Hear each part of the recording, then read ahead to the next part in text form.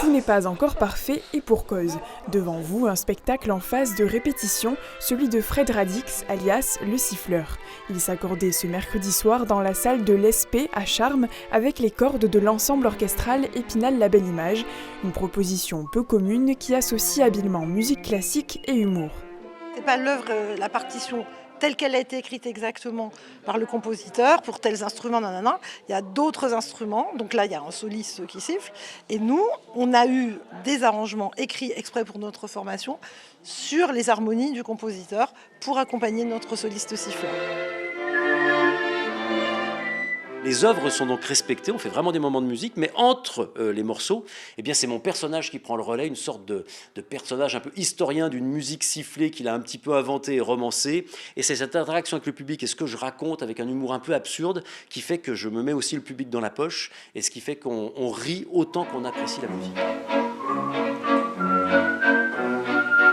À ses débuts il y a 25 ans, ce comédien et compositeur mélangeait déjà les genres dans ses spectacles, présentés 4 fois au festival Les Larmes du Rire.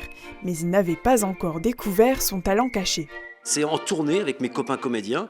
Ils m'entendaient siffloter, soit en conduisant le camion, soit en me promenant dans les coulisses, en attendant le début du spectacle. Ils m'entendaient siffloter. Et ils me disaient, mais Fred, avec un talent pareil, faut que tu en fasses un spectacle. Je dis, oui, mais je vais pas monter sur scène et faire un concert d'un mec qui siffle pendant 1h30.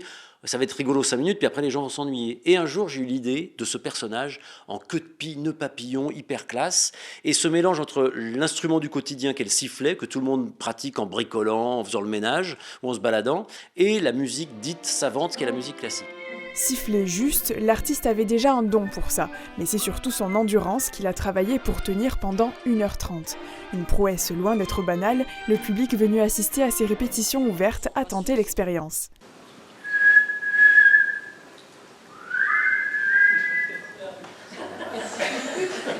Si, c'est bien, c'est bien. On a essayé, c'était pas concluant. Vas-y, fais-moi quelque chose là. Ah non, alors là, Un petit air rapidement.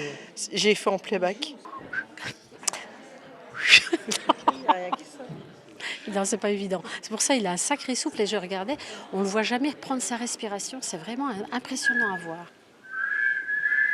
Les artistes évitent au maximum de se faire siffler par leur public, c'est un peu spécial. Effectivement, moi je fais tout pour qu'il ne me siffle pas, qu'il m'encourage, mais qu'il siffle avec moi justement. Non, effectivement, c'était une prise de risque, mais c'est ça qui est merveilleux dans les spectacles et les idées. Quand on est artiste, on se dit, bah, tiens, je vais me mettre en queue de pie, je vais siffler. Et puis je suis moi-même étonné par le succès de ce spectacle. La première idée est arrivée il y a 10 ans, et puis 654 représentations plus tard, ça existe toujours. Tout ceci n'est qu'un avant-goût de ce spectacle intitulé Le Siffleur, joué pour la première fois ce vendredi soir aux Larmes du Rire à Épinal.